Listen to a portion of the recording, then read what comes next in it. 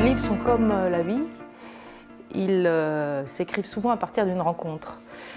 Et ici, première rencontre, c'est celle d'une vie et c'est celle d'un personnage qui s'appelle Marie-Antoinette, qui est un enfant, une petite fille. Et en 1936, dans un village de la campagne lyonnaise, cet enfant rentre de l'école avec ses frères et sœurs. Et alors que tous vont s'éparpiller, elle va rejoindre sa mère, qui discute devant la porte de leur maison avec la voisine. Alors elle va se joindre à elle, elle va écouter discrètement, jusqu'au moment où son regard se pose sur les mains de cette vieille voisine. Et qu'est-ce qu'elle voit? Elle voit des mains déformées, tordues, douloureuses certainement, impotentes, et elle est complètement sidérée. Elle découvre au fond la maladie, la souffrance, la différence, et elle est bouleversée. Elle est bouleversée parce qu'elle était dans son insouciance d'enfant, comme la plupart des enfants, et soudain, elle prend conscience que tout ça existe. Et elle se dit, mais c'est pas possible, comment on peut faire, comment je peux vivre moi à côté de cette vieille dame qui a des mains pareilles. Et elle va décider à sa mesure, parce qu'elle a que 6 ans, de faire quelque chose pour aider cette vieille voisine. Et tous les matins, avant d'aller à l'école, elle va aller l'aider à mettre ses chaussures, ses bas, à la lever, alors que ses frères et sœurs se moquent un peu d'elle. Et elle s'en fiche, elle fait ce qu'elle a décidé de faire. Et c'est comme ça que commence la vie de Marie-Antoinette. C'est un peu la révélation d'une vocation, celle d'aider les malades, de soigner les malades, d'aider ceux qui sont souffrants. Et c'est ce qu'elle va mettre en application tout au long de sa vie. Donc ça, c'est la première rencontre de Marie-Antoinette, et des mains et de la souffrance. Deuxième rencontre, je dirais, c'est celle que j'ai faite, moi, pour écrire ce livre avec cette Marie-Antoinette. Parce que Marie-Antoinette, elle existe, même si c'est un roman, même si c'est une fiction, même si j'ai imaginé beaucoup de choses. Le squelette du livre, c'est bien cette petite fille qui a grandi, qui a accompli sa vocation et qui est devenue une infirmière après la guerre, qui a fait des études d'infirmière à la Croix-Rouge et qui a cheminé dans le chemin qu'elle s'était tracé enfant. Alors, cette Marie-Antoinette, elle a 87 ans, c'est une vieille dame, je l'ai beaucoup interrogée, je l'ai écoutée, j'ai pris beaucoup de notes. Et comme je suis médecin, tout ce qu'elle m'a dit a fait écho en moi dans tout ce qu'on peut ressentir face à des malades, face à des corps qui sont dans des états difficiles. Et donc ces réflexions, ces émotions, les miennes, celles que j'ai rencontrées tout autour de moi, ont un petit peu construit cette réflexion qui est au-delà des vies qu'elle va rencontrer, qu'elle va traverser, une vraie réflexion sur le corps et ce qu'on peut faire face à la maladie. Alors, ce que je voudrais dire, c'est que c'est surtout un roman d'espoir et d'optimisme, parce que ce qui est extraordinaire avec cette Marie-Antoinette, c'est qu'elle porte en elle une joie de vivre, un optimisme, elle est positive dans tout ce qu'elle fait.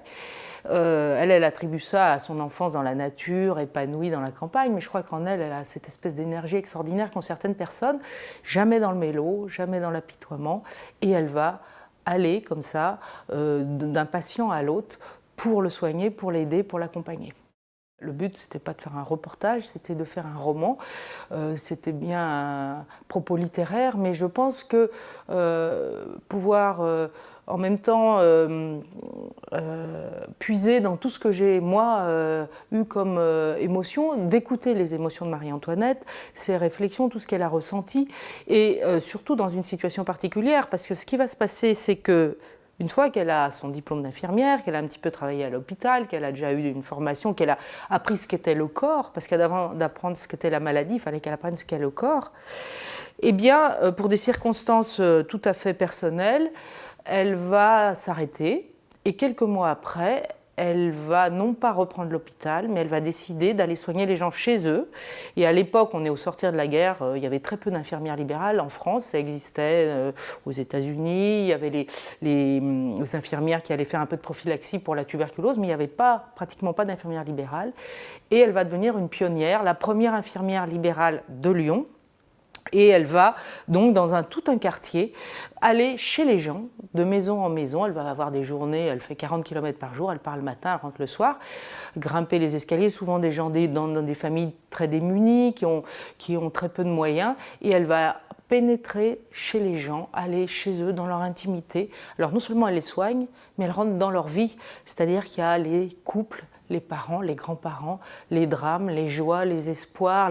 Et en même temps qu'elle soigne, elle est mêlée à toutes ces vies qui vont se croiser et qui gravitent autour d'elle.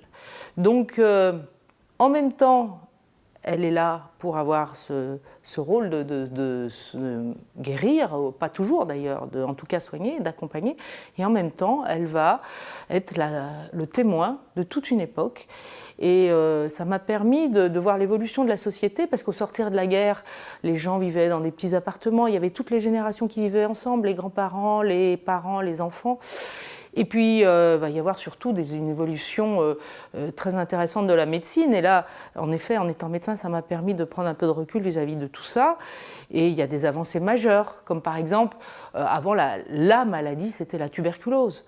C'était le fléau absolu qui a décimé, on le sait, combien de personnes au cours dans l'humanité. Et là, les antituberculeux, enfin, sont disponibles, sont découverts. Et Marie-Antoinette, elle arrive juste à ce moment-là, elle peut guérir des enfants en injectant, beaucoup de traitements sont injectables, et pas tellement par contre. C'est pour ça qu'elle est très souvent sollicitée. Donc il va y avoir les antituberculeux. Pour les malades psychiatriques, il y a l'arrivée des neuroleptiques dans les années 50, avant il n'y en avait pas. Il y a des énormes bouleversements de prise en charge, et elle traverse tout ça. Et ça m'a permis aussi de suivre un peu cette évolution qui a révolutionné voilà, les soins qu'on pouvait apporter aux malades. On a tous un corps qui a été plus ou moins confronté à la maladie. Moi, en tant que médecin, j'ai été confrontée à ces corps souffrants et avec quelque chose qui me touchait par rapport à ce que je pouvais en faire. Marie-Antoinette, elle, avait cette vocation, et je me suis dit, cette femme qui a finalement accompli un rêve d'enfant, mais qu'est-ce qu'il y a de plus beau que de réussir ce rêve qu'on avait enfant, de se dire, moi, ben, voilà, dans ma vie, je voudrais faire ça. Et quand elle se retourne sur sa vie, Marie-Antoinette, elle dit, j'ai eu une belle vie. Et c'est toujours, alors qu'elle a traversé des tragédies, on le voit dans le livre, mais pas que. Mais donc, elle considère qu'elle a fait ce qu'elle devait faire. Et puis, j'insiste quand même sur le fait qu'il y a beaucoup de choses imaginaires, mais qui sont dans la note, et je mets bien au défi de savoir ce que j'ai inventé de ce qui est vrai, parce que c'est souvent ce qu'il y a de plus invraisemblable qui est vrai, qui est réel, et la vie nous prouve que ce qu'on invente est souvent bien en deçà de ce qui existe vraiment.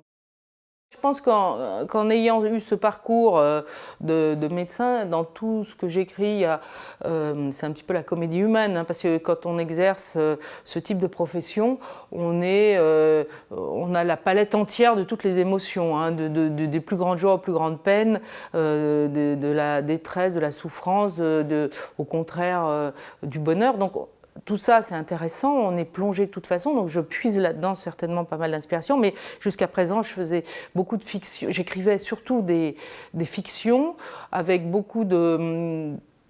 Toute la psychologie des personnages, je pense, a été souvent forgée avec mon expérience médicale, mais c'est la première fois que je pars d'un personnage réel comme celui-là et que je reste, je dirais, dans un cadre plus réaliste, puisque je suis de près, effectivement, la vie de cette femme qui reste, je dis, le squelette de ce corps qu'est le livre. Et en plus, on peut le voir dans les chapitres, sont présentés en fonction un petit peu des parties du corps. Et je suis restée au plus près de sa vie, tout en l'interprétant à ma façon. J'ai toujours été passionnée par la littérature russe, et il se trouve que mes maîtres, si on peut dire, ne serait-ce que Tchekhov, était médecin.